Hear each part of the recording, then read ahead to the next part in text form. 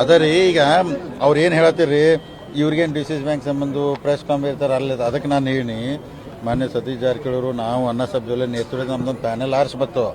So ಎಲ್ಲ ಸಾಧಕ ಬಾಧಕ ನಾವು ನೋಡ್ಬೇಕಲ್ಲ ರೀ, ಅದಕ್ಕೆ ನಾ ಹೇಳಿ ಮುಂದೆ ಪ್ರೆಸ್ ಕಾನ್ಫರೆನ್ಸ್ನಾಗ ಇರಾವ, ಮೀಟಿಂಗ್ದಾಗೂ ಇರಾವ, ನೀವು ಏನಾರು ಮಾಡ್ಕೋರಪ್ಪ ಅಂತ. ಯಾಕಂದ್ರೆ ಅವ್ರು 5-6 ಮಂದಿನ ಕೇಳಿ ನಡ್ಸೋಕ್ಕಲ್ಲ. ಇಡೀ ಬೆಳಗಾವಿ ಜಿಲ್ಲಾದಾಗ ಸುಮಾರು 12,000 ಮಂದಿ ಡಿಪೆಂಡ್ ಆಗಿ ಬ್ಯಾಂಕ್ ಮ್ಯಾಗ ತರ ನಡ್ಸವ್ರಿ, ಗ್ರಾಹಕರು ಸಾಕಷ್ಟು ಜನ ಅದಾರ. ಸೊ ಈಗ ಅವ್ರು 4-5 ಮಂದಿ ಹೇಳ್ತಾರೆ, ಅವ್ರ ಮಾತು ಕೇಳಿ ಬಿಡಕ್ಕಲ್ಲ.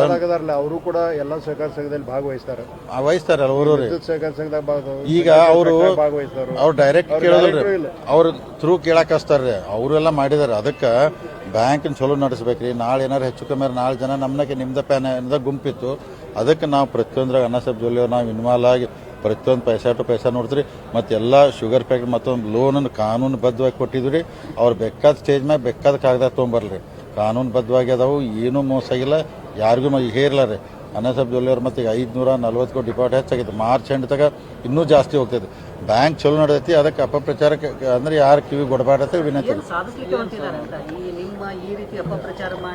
ಅಂದ್ರೆ ಏನಾಗ್ತೈತ್ರಿ ಈಗ ನಾವು 20 ವರ್ಷ ಅಧಿಕಾರದಾಗ ಇರ್ತೀನಿ. ಇವತ್ತು ನನಗೆ ಅಧಿಕಾರ ನನಗೆ ತ್ರಾಸ ಆಗ್ತೈತ್ರಿ. ಈಗ ಯಾರಾದ್ರೂ ಮಾಡಿಸ್ತಾರೋ, ಈಗ ಅವ್ರಿಗೆ ಹಿಂಗೆ ಹಾಕಿ ತ್ರಾಸ ಆಗಕ್ಕೆ ಕೇಳಾಕತ್ತಾರ ಅವ್ರಿ. ಅದು ಆಗೈತಿ. ಮತ್ತು ಒಳಗೆಲ್ಲ ಭಾಳ ಟೈಟ್ ಮಾಡಿದ್ದಾರೆ ಈಗ ಅಧ್ಯಕ್ಷರು. ಕೆಲವೊಂದು ತಾಲೂಕೊಳಗೆ ಭಾಳ ಟೈಟ್ ಆಗಿದ್ದಕ್ಕೂ ಅದನ್ನ ಬೇರೆ ಬೇರೆ ರೂಪದಲ್ಲಿ ಬರಾಕತ್ತವ್ರಿ.